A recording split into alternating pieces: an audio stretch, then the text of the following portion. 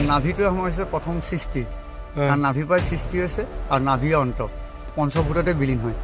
নাভিটো ক'ত ক'ত? বায়ু, পানী, অগ্নি, পৃথিৱী, মাটি। কাৰণ মানুহজন সৃষ্টি হওঁতে পঞ্চভূততে হয় আৰু মানুহজন বিলীন হ'লেও পঞ্চভূততে হ'ব। এই আমাৰ জ্বলিলে শৰীৰটো, অঁ এইফালে মই নেদেখাওঁ, অঁ শৰীৰ জ্বলাৰ পিছত আমাৰ এটা পাৰ্ট থাকি যায়, নজ্বলে আৰু কেলে কৈ থাকে? কাৰণ নাভিটোৱে হৈছে প্ৰথম সৃষ্টি, কাৰণ নাভিৰ পৰাই সৃষ্টি হৈছে আৰু নাভিৰ অন্ত সেইকাৰণে কেতিয়াও নজ্বলি। কাৰণ নাভিটো জ্বলি যায়, কাৰণ আপুনি আকৌ কৰ্মৰ ওপৰত অৱতাৰ কেনেকৈ ল'ব? সেইকাৰণে কাৰণ এইটো আপোনাৰ 5 জেগাত যে পঞ্চভূততে বিলীন হয়। নাভিটো ক'ত ক'ত? বায়ু, পানী, অগ্নি, পৃথিৱী, মাটি। কাৰণ মানুহজন সৃষ্টি হওঁতে পঞ্চভূততে হয় আৰু মানুহজন বিলীন হ'লেও পঞ্চভূততে হ'ব। মানে নাভি নজ্বলে আৰু নজ্বলে কেতিয়াও। তাৰ মানে যিটো অংশ আমাৰ হিন্দু মানুহে জ্বলোৱাৰ পিছত লৈ যায়, নাভি, নাভিটো কি কৰা হয়? সেইটো মৰিহেলি বনোৱা হয়। ছেকেণ্ড শ্মশান বুলি কয় এইটো, ছেকেণ্ড মৰিহেলি। প্ৰথম যেনেকৈ ৰাইজে গাঁৱত দিলে আপোনাৰ মৰিহেলি বুলি কয়, আমাৰ এইখন এখন শ্মশান বুলি কয়। নাভিটো মানে উলিয়াই নাই, সেইটো উলিয়াই নি ধুনীয়াকৈ ৰাইজে তাতে ধূপ চাকি ধান দি তাতে সেৱা কৰি যায়। আৰু যে অস্থি যে জ্বলাই তাৰপৰা অস্থিখিনি তাৰপৰাই দিয়ে পূজা কৰিবলৈ, কাৰণ দহা পিণ্ডৰ কাৰণে লাগে, তাৰপৰাই দিয়া। অঁ নাভি নজ্বলে। পঞ্চভূতটো হৈছে আমাৰ শৰীৰত এটা থকা, কাৰণ আমি এই শৰীৰত যদি পঞ্চভূতৰ যদি এভাগো নাথাকে আমি কোনো এজনে জিন্দা থাকিব নোৱাৰোঁ। কি কি হ'ব পঞ্চভূত? বায়ু, পানী, অগ্নি, পৃথিৱী, মাটি। প্ৰথম আমি অগ্নিত গ'লো, প্ৰথম আমি অগ্নিত যাম, 2 নম্বৰ মাটিত যাম, 3 নম্বৰ বায়ুত যাম, 4 নম্বৰ পানী আৰু 5 নম্বৰ পৃথিৱী। মানুহ পৃথিৱীতে থাকিব লাগিব। মুক্তি কেতিয়া আহে আমাৰ? মুক্তি আছে নে? মুখ 5টি মুক্তি, মুক্তি জীৱনৰ মুক্তি। মুক্তিটো হ'ল আপোনাৰ একচুৱেলি আমি যে দহাপিণ্ড যে পাতোঁ, আজি যে দহাপিণ্ডটো কৰা একচুৱেলি দহাপিণ্ডটো কিয় কাৰণে পাতে ৰাইজে গম পায়নে? তেওঁ শৰীৰটো গঠন কৰিবলৈ পাতে। কাৰণ আপুনি মৰাৰ পিছত আত্মাটো 16খন নগৰ 4খন দুৱাৰ পাৰ কৰিব লাগে। সেইকাৰণে আপুনি দহাপিণ্ডটো যি দিয়ে তেওঁ শৰীৰটো গঠন কৰি ভ্ৰমণ কৰিব লগা হয়। কাৰণ মানুহ এটা মৃত্যুৰ পিছত ফটককৈ জন্ম নাপায়। মানে আমাৰ দহা কৰ্ম কৰাৰ পিছত শৰীৰে মুক্তি পায়। তেওঁ 13 দিনলৈকে ঘৰত থাকিব, 13 দিনলৈকে। সেই 13 দিনৰ পিছত আপোনাৰ তেওঁ ভ্ৰমণ কৰিব। তুমি এটা কথা কৈছিলা, আমাৰ যে তুমি মানৱ শৰীৰটো মানে জীৱনটো আহিলে বহুত মানে কিছুমান মানে এটা পাৰ কৰিব লাগে, কিমান গছ লতা তৰু তৃণ। জন্মটো আপোনাৰ 84 লাখ ইউনিয়নৰ পিছত পায়।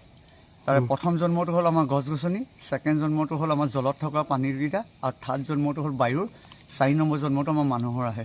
চ' কৰ্মৰ ওপৰত আহে, জীৱনৰ গোটেই কালচক্ৰৰ কৰ্ম। যদি আপুনি ভাল কৰ্ম কৰিছে 4টো একত আহি যাব, 1টো 4ত গুচি যাব। ভাল কামৰ ভাল ফল, যদি বেয়া কামৰ বেয়া ফল। কাৰণ মানুহে জীৱনৰ সেইটো বাস্তৱ কথা, ভাল কামৰ ভাল ফল, বেয়া কামৰ বেয়া ফল। তাতে মই আপোনাক আৰু এই পৃথিৱীখনে আমাৰ স্বৰ্গ নৰক এইখনতে হয় নহয়? আপোনাক আৰু এটা কথা কৈ দিওঁ, মানুহে যদি ভুল ভাবিছে যে আমি খালোঁ শুলোঁ মৰিলোঁ, সেইটো কথা নহয়। জীৱনত ডাঙৰ গৰ্ত আছে, শেষ বুলিলে শেষ নহয়, আকৌ আৰম্ভ হয়। তাৰ মিনিংটো গম পায় নে ৰাইজে? কি কয় জুবিন দাই কৈছিলে, জুবিন দা বুলি নহয়, তাৰ ৱৰ্ডটো গম পায়? শেষ বুলিলে শেষ নহয়, আকৌ আৰম্ভ হয়। কাৰণ আপুনি শৰীৰ আৰু আত্মাই ভাগ কৰিছে, কিন্তু আপুনি কৰ্মজীৱত আকৌ আহিব ন, তেতিয়াহ'লে আপুনি শেষ ক'ত হ'ল? আকৌ আপুনি আৰম্ভ হ'ব লাগিব। কাৰণ আপুনি নিজৰ স্বাস্থ্যটো আত্মাটো দুভাগ কৰিছে, শৰীৰটো, কিন্তু আপুনি শেষ হোৱা নাই ন। কাৰণ আপুনি নিজৰ কৰ্মৰ ওপৰত আকৌ জন্ম হ'ব। কাৰণ মানুহজনে পৃথিৱীত 4 লাখ বাৰ জন্ম পায়। এই কথাবিলাক আমি যে এতিয়া হিন্দু ধৰ্মত বিশ্বাস কৰোঁ, অসমীয়াত এটা কথা আছে মানে বিশ্বাসে মিলয় হৰি। নিজৰ ওপৰত কনফিডেঞ্চ দিব। বিশ্বাসে মিলয় হৰি, তৰ্কে বহুদূৰ। যদি বিশ্বাস কৰোঁ চব পাৰিব। ধানটোৱে পতান, পতানটোৱে ধান, হয়নে?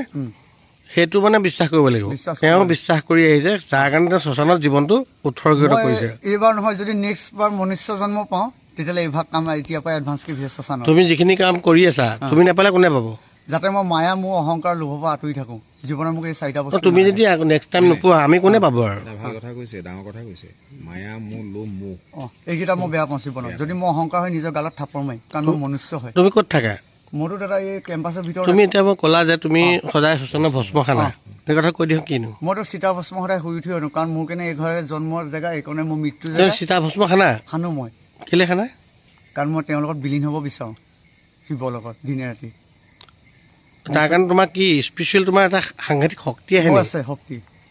কাৰণ মই মানুহক তুমি 5টামান জ্বলালা, তুমি গোটেই জ্বলাইছা মেলিছা গোটেই কৰিছা, তোমাৰ একো হেৰি নাই? মই কাৰণ মোৰ নিজৰটো কৰ্ম, আৰু মই তেওঁলোকৰ পৰা আশীৰ্বাদ পাওঁ। সেইকাৰণে মই সদায় এটা নহয় বেলেগ এটা শিকিব বিচাৰোঁ তেওঁলোকৰ পৰা। এতিয়া যদি ৰাতি 12টা বাজিব হ'ল আৰু আকৌ আহিলে মই 24 আৱাৰ উইদাউট নিচাৰ যেনেকুৱা আহে 24 আৱাৰ ধুনীয়াকৈ কৰি দিম ৰাইজক। ঘৰৰ মানুহে কি কৰি দিয়ে মতলব নাই, কিন্তু মোৰ ফালৰ পৰা ধুনীয়াকৈ শ্ৰদ্ধা পাব। তোমাৰ ঘৰত ফেমিলি কোন কোন আছে? মোক ক'ব গ'লে দাদা বৰ্তমানতো কোনোৱে নাই। এতিয়া মা দেউতা নিজৰ বুলি খুকন্দা তুলিলেও বাৰু চব তুমি নিজে কৰি আছা ইয়াতে? ক'ত থাকা মই এইটো কেম্পাছৰ ভিতৰতে মোৰ ৱাইফ আছে তুমি ৰেডি আৰু ৰেডি কোনোবা আহিলে ৰেডি ৰেডি হ'ব তোমাক ভগৱানে শক্তি দিয়ক দিয়া ঠিক আছে থেংক ইউ দেই দাদা অঁ